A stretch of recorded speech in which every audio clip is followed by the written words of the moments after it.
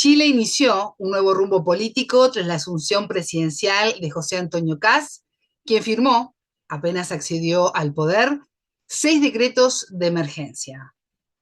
Bienvenidos, bienvenidas. Esto es Enfoque con Alejandra Patrone, hoy junto al analista político chileno Mladen Yopo Herrera, profesor del programa Política Global, Universidad SEC, miembro del Grupo de Análisis de Defensa y Fuerzas Armadas, GADFA, y del Grupo de Análisis y Seguimiento de la Política Exterior de Chile, JASPE. Con él vamos a profundizar en este tema. El nuevo gobierno de José Antonio Kast comienza con señales fuertes y decisiones rápidas, pero el verdadero desafío estará en cómo se desarrollará la relación con la oposición, el Congreso y la sociedad chilena en los próximos meses. Los primeros días de gobierno suelen mandar el tono de lo que será el resto del mandato. En el caso de Chile, ese tono parece estar claro. Hacemos el contacto con nuestro entrevistado. Enfoque. Una mirada profunda y decolonial a los hechos más importantes de nuestra historia. Laden, bienvenido a Enfoque. ¿Cómo estás? Es un gusto recibirte. ¿Qué tal? ¿Cómo estás? Buenas tardes. Muchas gracias por la invitación. El presidente chileno José Antonio Kast inició su gobierno controlando el Congreso, consiguió la presidencia en diputados, también en el Senado, pidió una auditoría a la administración de su antecesor, el expresidente Gabriel Boric, y firmó además 6 decretos de urgencia. ¿Cómo analizás este arranque del gobierno de Kast? Bueno, yo tengo la impresión de que es un arranque muy el estilo de él, digamos, que es un estilo muy comunicacional. Él inicia su gobierno muy comunicacionalmente. Si tú empiezas a ver las medidas que toma, en general, las 6 medidas, que son los 6 decretos fundamentalmente que firma, son decretos que ya estaban en marcha, muchos de ellos como el plan Frontera Norte. Lo que hace de alguna forma es separarlo en tres, son 3 decretos distintos, nombra un vicealmirante, ¿no es cierto?, como elemento de coordinación con el Ministerio del Interior, un fortalecimiento de la frontera, y por otro lo que llama el plan escudo fronterizo, digamos, que es una suerte de zanja con rejas, nuevos drones, cosas que ya se estaban implementando algunos de ellos. Ahora, es una situación también que es bastante poco realista, sino más bien es un poco para la galería, como se diría mirándolo un poco futbolísticamente, ¿no es cierto? Porque en el fondo es imposible un control total de la frontera, es un aislamiento del país, digamos, una suerte de tribalización, sobre todo teniendo una frontera terrestre tan larga. Chile tiene una frontera terrestre de más de 7.800 kilómetros, y la frontera norte, que por donde podría ingresar, digamos, supuestamente la migración, el narcotráfico, el crimen organizado, que son de alguna forma los parámetros a los cuales el presidente Kast alude, son 2.600 kilómetros. Es imposible de un control total. La única forma de poder controlar, ¿no es cierto?, o tener o mermar lo que son tanto las migraciones, ¿no es cierto?, como el tema del crimen organizado y el narcotráfico, es en la cooperación internacional y fundamentalmente incentivando medidas de desarrollo también de los otros países, cosa que no la gente que migra no busque fundamentalmente, ¿no es cierto?, un destino mejor en el país. Y eso de alguna forma le ha traído problemas, por ejemplo, con el arzobispo de Santiago, con el arzobispo Chomalí, quien ha dicho, ¿no es cierto?, que en el fondo el migrar es un derecho humano, y no como lo que está pidiendo el presidente ahora, que a nivel del Senado, ¿no es cierto?, que se declare como un elemento de delincuencia, ¿no es cierto?, al emigrante. Otras medidas, de alguna forma, son medidas que también supuestamente van a incentivar la inversión, pero ya la inversión venía, por ejemplo, la inversión extranjera venía subiendo. El año pasado, el 2025, fue de un 7% mayor, digamos, lo que es la inversión extranjera. Chile, en los datos duros, es considerado un país sólido. O sea, aquí no hay nada que reconstruir. Lo que uno puede hacer es mejorar es poder crear, es poder, digamos, mejorar ciertos procesos, pero reconstruir es un término completamente comunicacional.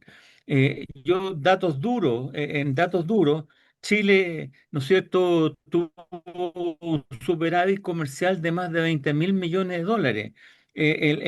Tuvo un récord, ¿no es cierto?, en su balanza comercial de 107.000 millones de dólares. En el fondo, como te decía, creció más un 7%. La productividad está creciendo en los años 23 y 24.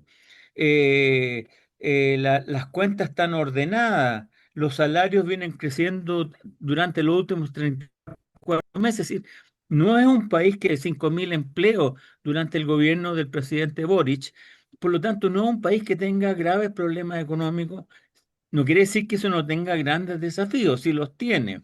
Tiene grandes desafíos, tiene más de en casas, digamos, de acuerdo al último censo que se hizo y de acuerdo a datos del Serviu, del Servicio de Vivienda y Urbanismo. Sin embargo, se han construido una cantidad de casas muy grande, más de 200.000 casas en el último periodo. Por lo tanto, es un tema que de alguna forma más bien se trabaja comunicacionalmente. Ahora, ¿qué está haciendo? Fundamentalmente, yo diría que el control de la frontera es un tema que ya venía desarrollándose. Los otros temas tienen que ver directamente con darle la potestad, es que es un mero decreto al ministro de la Vivienda y Urbanismo para que se haga cargo de la reconstrucción de los incendios que ocurrieron tanto en el sur como en la región de Valparaíso, en la región centro, digamos. Que es un tema, no, es un tema bastante menor, es un tema de ordenamiento, pero es un tema menor. Los otros decretos tienen que ver directamente con lo que se llama aquí en Chile, que es muy divertido el uso de permisología, que tiene que ver con los permisos y tiene que ver con los elementos ambientales, fundamentalmente para la inversión. Se dice que ahí van a venir más de 16.000 millones de dólares. Claro, precisamente hoy día, en este periodo, ¿no es cierto?, en la Cámara, en el Congreso, se han retirado alrededor de 40 proyectos que tienen que ver con la protección ambiental.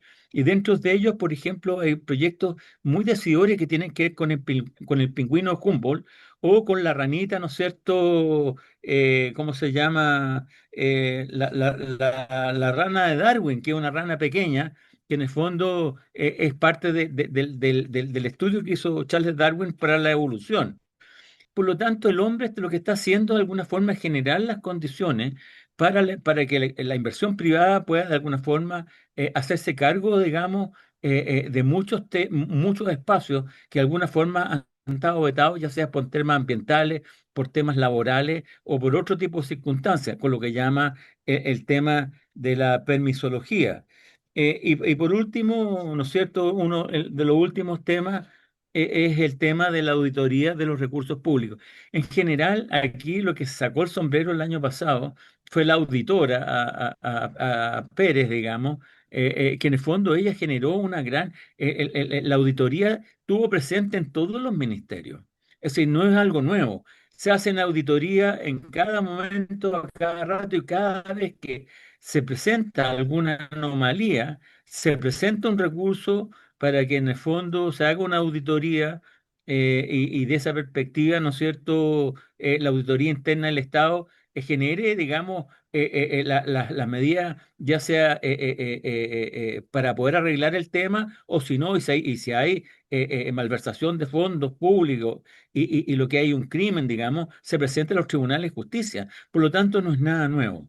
Entonces, por lo tanto, lo que en el fondo lo que hemos visto en estos primeros días es que está generando las condiciones para generar un modelo, incentivar un modelo más neoliberal. Por ejemplo, ha retirado también del Congreso no solamente el tema, digamos, ambiental o estos 40 decretos ambientales, sino también la negociación ramal. La negociación ramal se refiere a la negociación de sectores laborales con empresas y no de un sindicato con la empresa, porque hay una relación muy desigual hoy día, sobre todo cuando hay una muy baja sindicalización y cuando de hoy día el capital tiene mucho poder. También, ¿no es cierto?, se ha puesto el 3% se ha fijado como un ahorro del 3% de todos los gastos ministeriales. Y eso es un tema bastante difícil. Algunos ministerios lo van a poder hacer, evidentemente, ¿no es cierto?, limitando ciertos proyectos. Por ejemplo, el caso ya sacó como con la urgencia que tenía en el Parlamento el tema de los jardines infantiles, que era un tema que de alguna forma tenía que ser implementado en todo espacio donde hubiese más de 20 personas, una guardería infantil, digamos. Lo sacó del Congreso en el fondo para darle más espacio a los empresarios, a su vez reducir lo que son los impuestos empresariales. Por lo tanto, en el fondo lo que está haciendo más bien es generar un tema que le está generando, digamos, un bienestar fundamentalmente al capital, en desmedro de lo que son los actores laborales o los ciertos sectores sociales. Y en este escenario donde se favorece a los capitales, a los empresarios, en donde en temas tan sensibles como la seguridad y la migración se pone mano dura en lugar de una mano conciliadora y que respete los derechos humanos, ¿cómo ves el rol de la oposición y también de los movimientos sociales? Bueno, yo creo que es un incentivo para un rol más proactivo de la oposición y de los movimientos sociales. Ya han empezado a pronunciarse de alguna forma. Yo creo que el 8M fue el 8 de marzo, el Día Internacional de la Mujer, fue un apresto, digamos, a lo que podrían ser las movilizaciones futuras. Una movilización masiva en el caso de Santiago y otras ciudades, digamos, lo que no se veía hace mucho tiempo, en términos en general en la calle. Hubo movilizaciones, hubo celebraciones, pero no de esta envergadura. Y por otro lado, los partidos han empezado a organizarse y han empezado a criticar tempranamente lo que han sido las medidas que ha tomado el presidente. Y de alguna forma, en esa perspectiva, yo pienso que es un espacio para una nueva organización de la oposición. Han perdido todas las comisiones al interior del Congreso. El Partido Republicano, que es un partido de derecha, de extrema derecha, lindando, digamos, con movimientos autoritarios, fascistoides, de alguna forma, en algunos temas, no en todos, por cierto, de alguna forma tomó todas las comisiones y todas las presidencias y por lo tanto dejó poco espacio al debate. Supuestamente, una de las razones, en el fondo en general, de una transición exitosa en Chile fue la capacidad de un cierto diálogo político. Y hoy día el diálogo político diría que está siendo más difícil. Katz siempre ha hablado de la buena relación que quiere mantener con Estados Unidos, pero comenzamos el año con el secuestro de Maduro, el bombardeo a Caracas, estamos viendo lo que está ocurriendo con los ataques hacia Irán, esta nueva guerra en Medio Oriente. ¿Qué podemos esperar ahora? ¿Va a cambiar la relación o la idea de Katz es seguir estrechando lazos con la Casa Blanca? Yo tengo la impresión que él quiere estrechar nuevos lazos o lazos más férreos con la Casa Blanca. Esa es su predisposición. Sin embargo, las posturas que de alguna forma ha adoptado el presidente Trump contravienen completamente lo que ha sido la política exterior de Estado que ha mantenido Chile durante todo este tiempo, que es de alguna forma una política de búsqueda de solución pacífica a las controversias, que predomina, ¿no es cierto?, el respeto al derecho internacional y promueve el multilateralismo. Y el presidente Trump ha roto con todo esto. Más bien tiene una relación fundamentalmente patronal, e incluso irrespetuosa con los países, a partir de su condición casi empresarial. No es el presidente de Estados Unidos, es el presidente de una empresa. Entonces, eso de alguna forma lo va a limitar, tal como lo está limitando hoy día con Europa, incluso con congéneres, ¿no es cierto? Como es la presidenta de Italia, Meloni, ¿no es cierto? Que hoy día no se ha sumado al boicot o a la guerra que quiere, que está en marcha, ¿no es cierto?, hoy día con Irán. Por lo tanto, yo tengo la impresión que va a encontrar límites. Y por otro lado, ya está encontrando una crítica permanente al interior de los partidos políticos chilenos a través de declaraciones, los partidos de izquierda y de centro y centro izquierda, digamos, sobre todo por ciertas posibilidades, ciertas actuaciones. Precisamente el Partido Socialista de Chile, ¿no es cierto?, le pidió a la presidenta de México no darle el agreement al senador Chaguán, fundamentalmente por el tema, digamos, que el presidente Kass quiere generar una ley de amnistía para gente que violó los derechos humanos. y por lo tanto, Kast fue, Chaguán fue uno de los promotores de este tema. Entonces, por lo tanto, el Partido Socialista le pidió ya a la presidenta Sheinbaum, ¿no es cierto?, que no le diera el agreement. Por lo tanto, yo creo que va a encontrar limitaciones propias de la realidad nacional. Por otro lado, en el fondo, como siempre se dice, business is business, los empresarios están muy contentos con China. China es nuestro principal socio comercial. China es responsable de alrededor del 60% de nuestro comercio exterior, un 20% de importaciones y un 40% de exportaciones, lo que es muy importante, y los empresarios en esa perspectiva lo ven en general. Si uno mira distintos rubros, desde el cobre, ¿no es cierto?, pasando por la cereza u otros temas más, el comprador mayor, digamos, es China. Por lo tanto, tampoco van a querer perder, en el fondo, lo que son en ciertos negocios o ciertos mercados, porque además Estados Unidos no les va a abrir los mercados. ¿Y qué podemos esperar en los próximos 4 años de la relación de Chile con los países cuyo gobierno sea de otro signo político, teniendo en cuenta cómo ha tomado protagonismo la ideología y las trabas que hay muchas veces en ese sentido para articular y cooperar entre los países de la región? Yo creo que Chile no va a hacer mucho esfuerzo, pero sin embargo yo creo que se va a arrastrar a una cierta ola de la necesidad de buscar mayores consensos regionales a partir de lo que es la incertidumbre del mercado internacional y del escenario internacional en general, digamos. Y yo creo que en ese sentido esta ola lo va a llevar. Y Kast no lo quiere porque Kast es un hombre fundamentalista. Él es chentatiano, ¿no es cierto? Un hombre de extrema derecha, poco un hombre de MAGA, de Make America Great Again. Un poco esa ideología está muy penetrada en él, digamos, y su forma de actuar es esa. Sin embargo, la realidad de América Latina, de un país, digamos, relativamente pequeño, a pesar de tener una cierta trascendencia, ¿no es cierto?, en el escenario, en términos de una imagen relativamente positiva, ¿no es cierto?, es un país que tiene muy poca injerencia en el escenario internacional y por lo tanto va a tener que de alguna forma tener relación mayor con aquellas potencias regionales, como el caso de México y el caso de Brasil, que son dos países que son de signo distinto, ¿no es cierto?, que de alguna forma van a dar un poco la pauta de lo que puede ser una expresión regional distinta a aquellos países que de alguna forma llevan la comparsa o que sean países títeres, el caso de Estados Unidos. Y en el caso de Argentina, que está al lado, evidentemente la situación puede cambiar, sobre todo con los últimos temas que le empiezan a tocar con las criptomonedas a Milei, que ya dejó de ser el que criticaba la casta, sino es parte de la casta, digamos. Por lo tanto, puede haber un cambio también ahí. Entonces, él va a tener que convivir con una realidad, primero, de incertidumbre internacional. Segundo, donde las alianzas son alianzas flexibles, donde en el fondo no son alianzas solamente por un tema ideológico, son alianzas de conveniencia y a veces de intereses de muy corto plazo. Y por lo tanto, las alianzas van cambiando. Y por lo tanto, va a tener que jugar un juego mucho más cauteloso y yo diría un juego, digamos, de alguna forma que lo va a limitar en sus concepciones más ideologizadas. Mladen Yopo Herrera, analista político internacional, muchas gracias por estos minutos con Enfoque. Muchas gracias a ustedes, que estén muy bien.